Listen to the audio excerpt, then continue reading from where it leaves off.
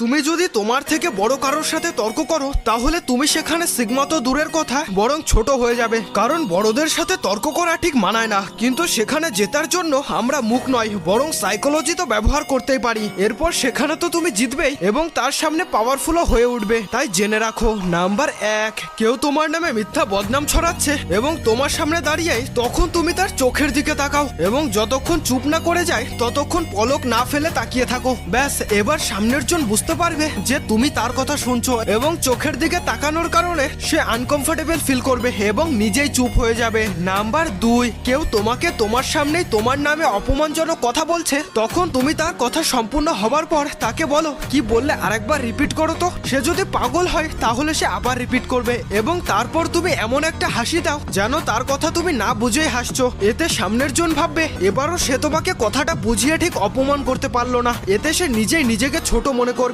এবং তুমি চুপ থেকে উইনার হয়ে যাবে। আর হ্যাঁ, সিগমা আর্মিরা সময় থাকলে তোমার নামের পাশে একটা সিগমা ইমোজি দিয়ে কমেন্ট করে যাও।